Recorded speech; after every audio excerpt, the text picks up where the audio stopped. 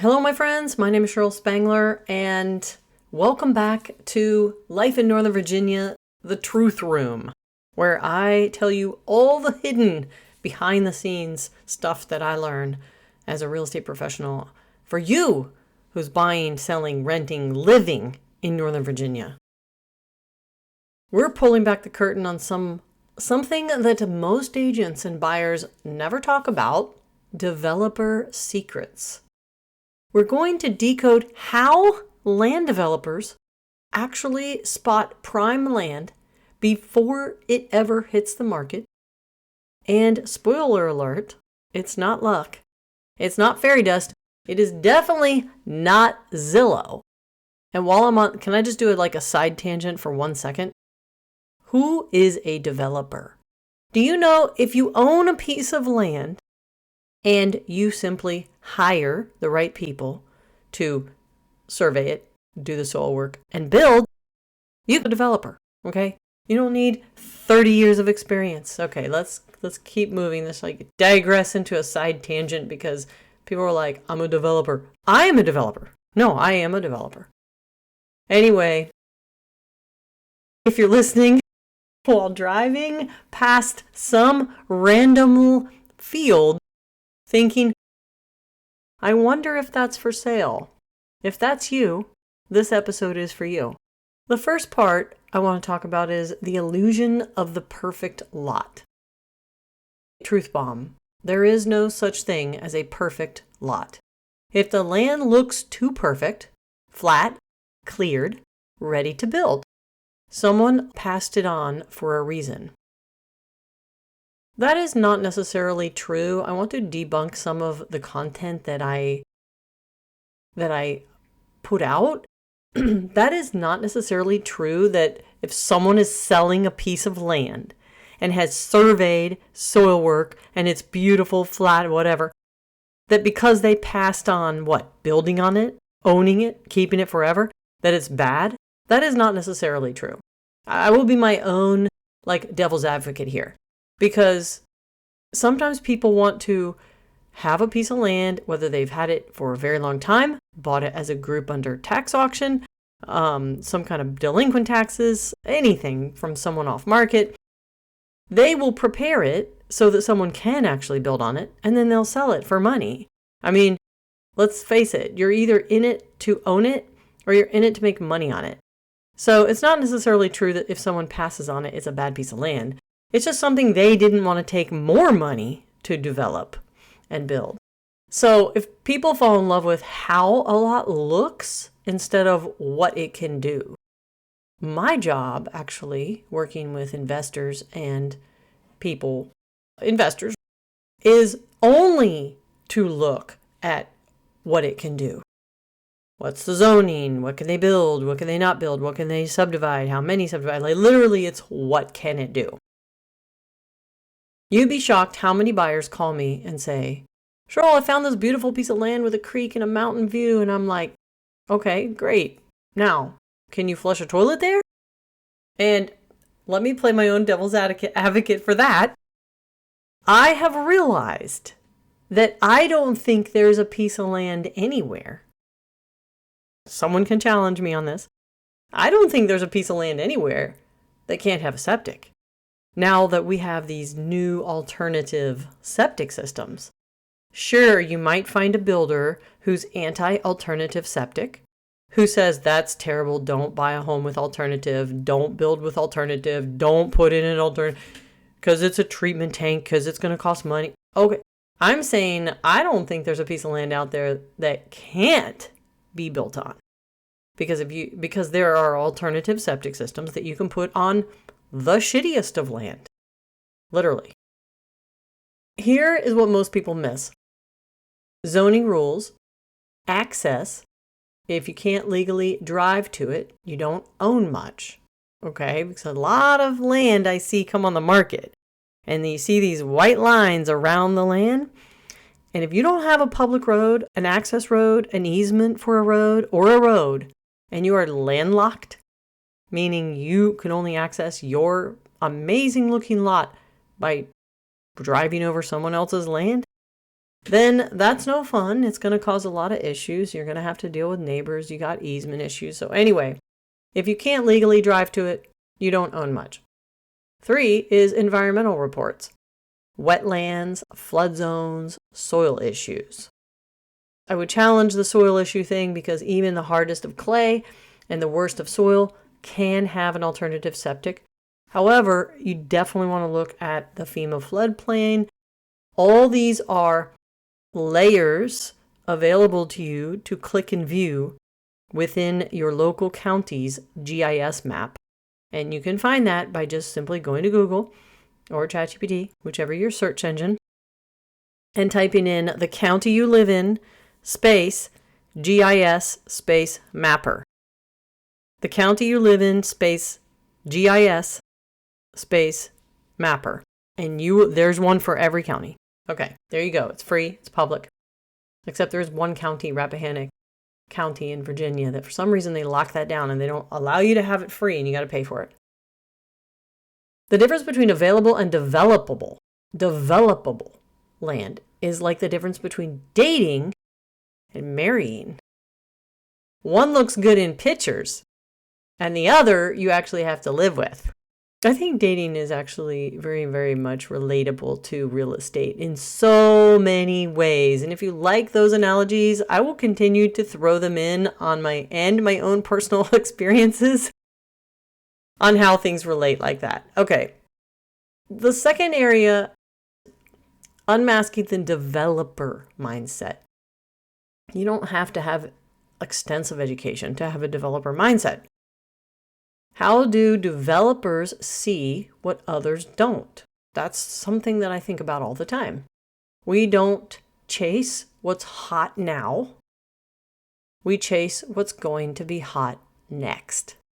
And that is something that I actually do talk about a lot. I throw that in a lot. Like, for example, once or many times on my social media, I've referenced how I do research on upcoming planning, upcoming county growth plan over the next 5 years.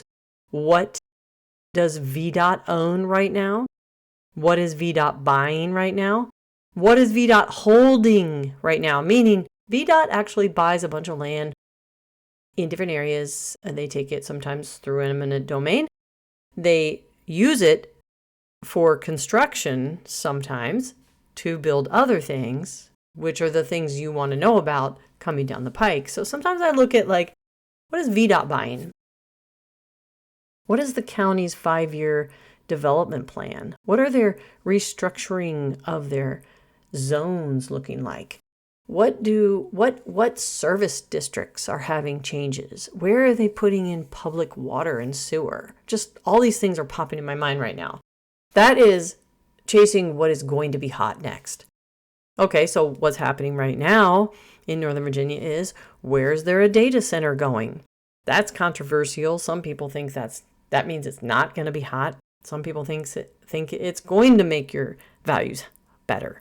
So it's like, that's a personal, I don't know, there's 50-50 controversy on that. My opinion is, where there's a data center, your values will go up. You can say what you want on that. But another example is studying the demographic and growth corridors. Like if Starbucks is opening 3 miles down the road, guess what? The rooftops are opening. Developers study demographics and growth corridors is the easiest way to say it. If Starbucks is opening 3 miles down the road, guess what? The rooftops are coming. And the reason is because they spend millions of dollars researching where people are, where are people going, and where they're wanting to go. So you can save some of your money and just kind of look at some of those things. Also, I use what I call the shadowland strategy. These are parcels sitting quietly near booming zones, not yet touched by big builders, but right in the path of progress.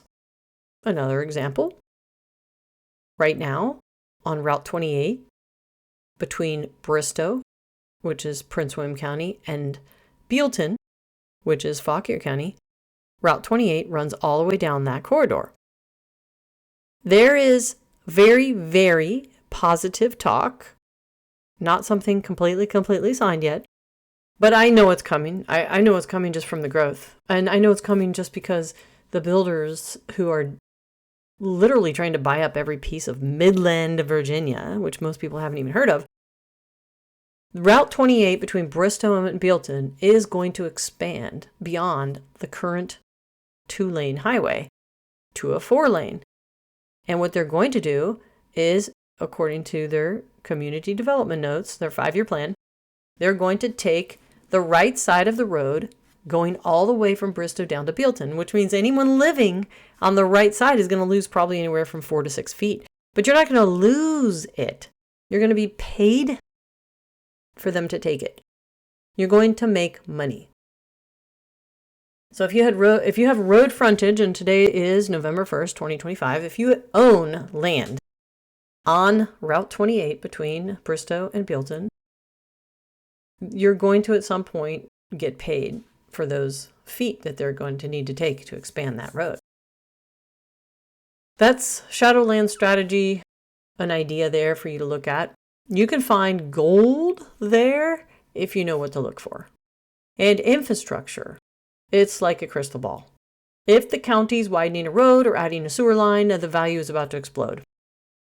It's like being the person who knows the concert lineup before the tickets go on sale. I could give you all these different analogies, but basically, developers go to boring meetings, county board, planning commission, public works, everyone else, eyes glaze over, and they're the ones taking notes like, oh, so the bypass road is going behind this property? Boom, future subdivision.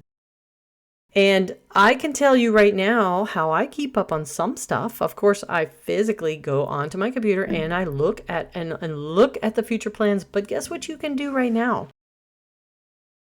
You can actually set up a search in ChatGPT for something specific from the local public planning and zoning office. Specify what you want ChatGPT to search for, in what county, in what department. This is all public, meaning it can scrape it, find it, scour the internet for it.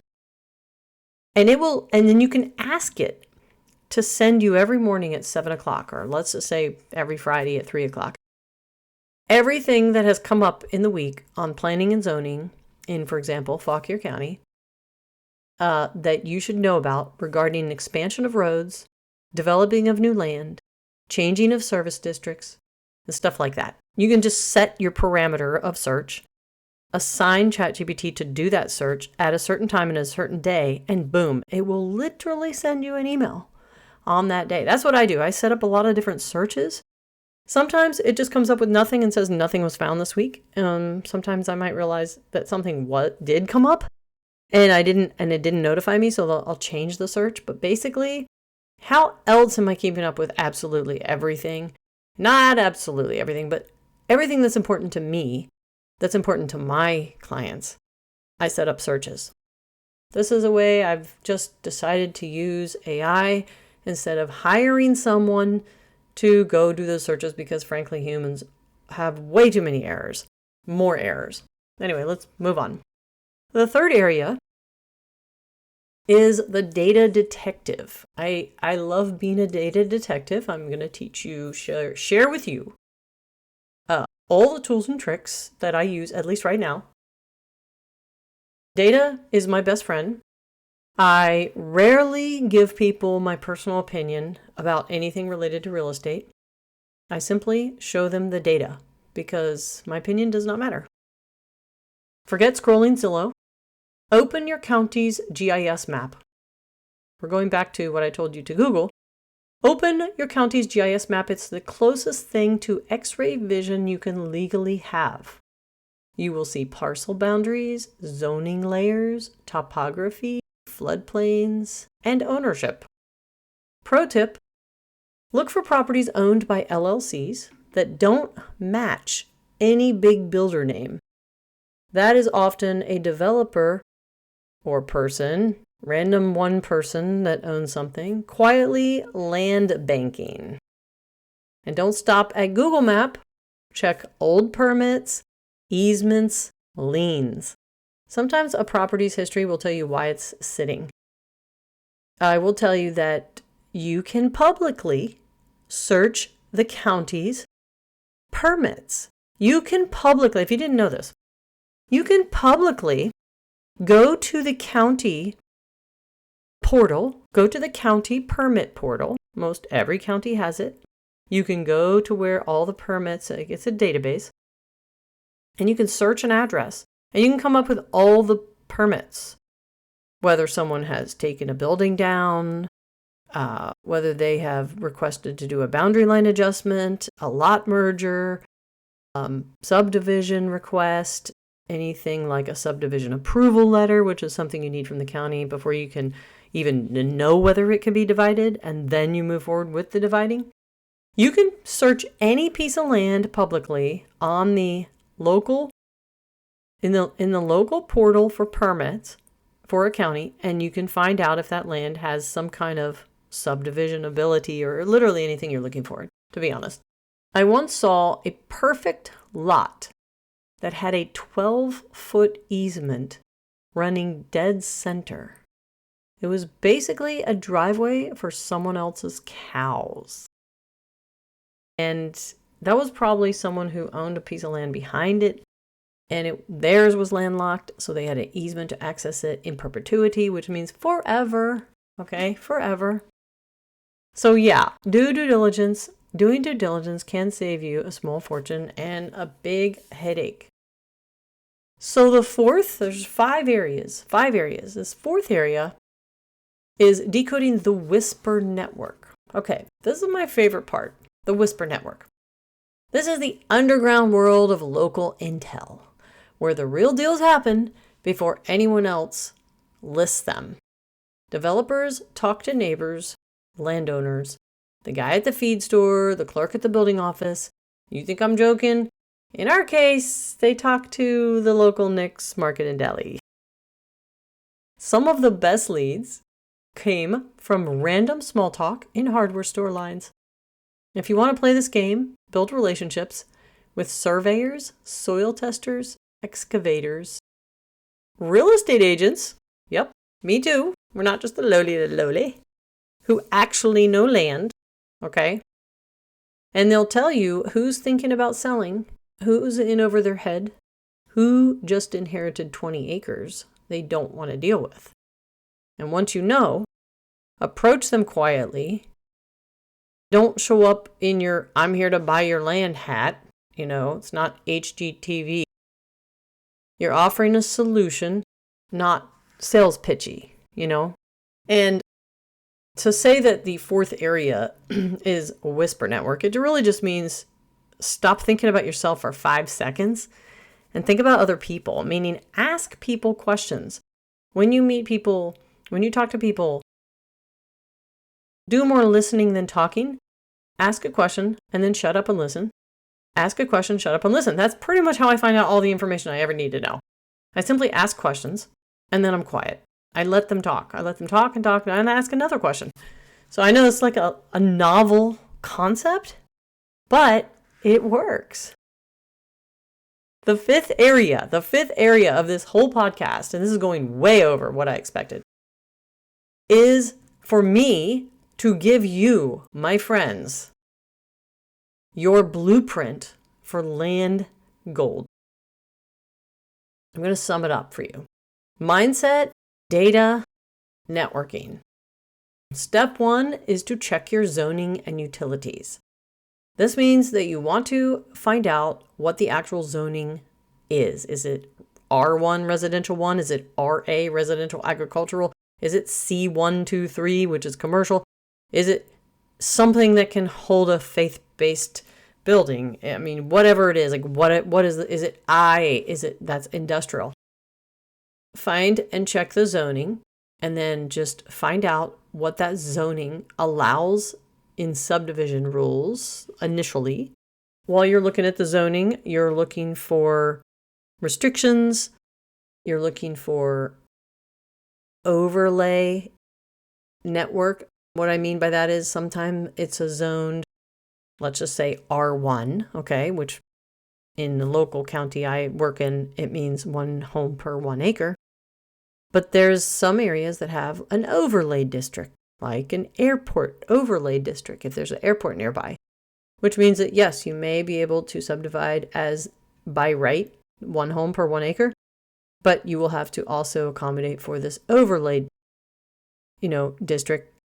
So you just like check the zoning and check utilities. For example, another example, if I were to just look into the county, let's say on a parcel that I'm working on right now, it says R1. I can subdivide I can put 1 home on 1 acre. So a 25-acre lot should be able to be subdivided 20 times.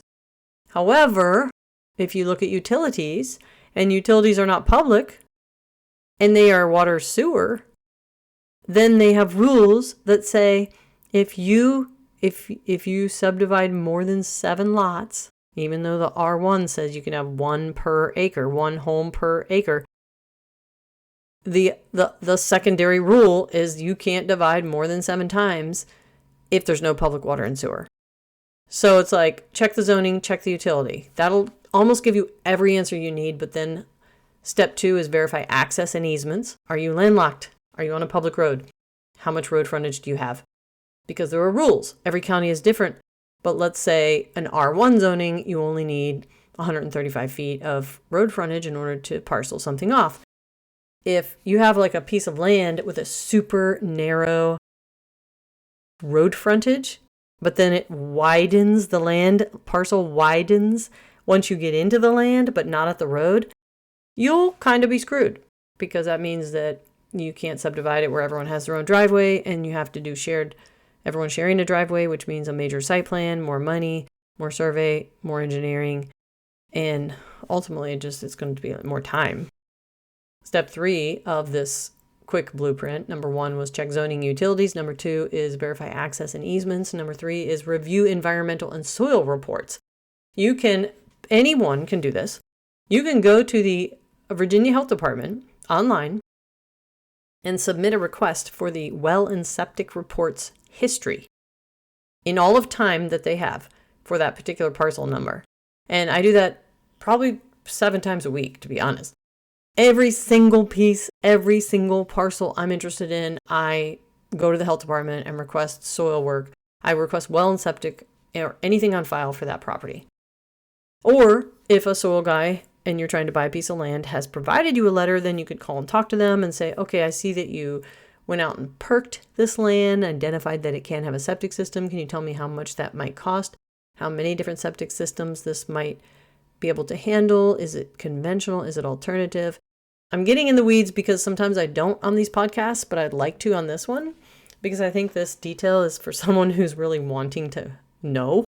But if you review environmental and soil reports, sometimes you don't always get a full report. And just so you know, when you hire a soil person, for about $1,100, you will get a letter, an opinion letter stating what yes or no it will handle a septic.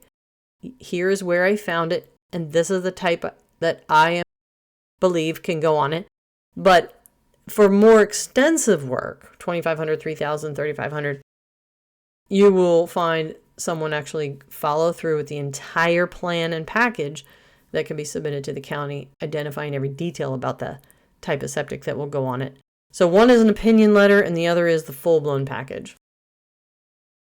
Okay, step 4 to the blueprint is study the area's growth and infrastructure plans. Personally, I do this 24/7. I think this is the key to most everything. But sometimes the growth plan is like 3, 4, 5 years away. So whatever you do now, doesn't matter how great the piece of land is. If the growth of the area is 3 or 4 or 5 years away, it's really not going to make a difference for what you can make right now. Too much, unless you hold it. And then step 5 to the blueprint is connect locally. Connect with people locally. Think about people. Think about people outside of yourself. Don't be so focused on yourself. WIIFM is real. What's in it for me? People think like that all the time. You need to change it to WIIFY. What's in it for you? What's in it for someone else? ask them. The other day I had a conversation with a surveyor and I was like, how long have you been doing surveying? And just, and he said 2 years. And I'm like, 2 years? Holy crap. I personally know that it takes a long time to become a surveyor. And I just mentioned this in one of my posts, barrier to entry is high. It's not something you can just quickly do. So it must be that he just now got what he needed. Well, no, he told me that he actually was a licensed surveyor since 2008 and just now decided to start his own business. And before that, he worked for someone else and he was an engineer. And basically, he's super educated and has tons of knowledge, even though he said 2 years. He has actually like 15, 20 years. So just get to know people, ask questions, think outside your box, and become relatable. So even if one of those things is missing, the location, the legal clarity, future demand, you have what you need to find gold in land. Here is your challenge after listening to this podcast, if you're still with me. Go on your county's GIS site, pick a random area outside of a major town, and find 3 parcels that fit the shadow land criteria. One of those could be your next hidden gem. And when you find it, tag me on Instagram or Threads at Cheryl Spangler Real Estate, all run together. I want to see what you uncovered. Remember, developers aren't magicians. They are just detectives, or they have someone like me doing the detective work. And once you learn how to read the clues, you'll never look at a piece of land the same way again. Thanks for listening to Life in Northern Virginia. Let me know if you have a topic that you want me to dig into and do a podcast on.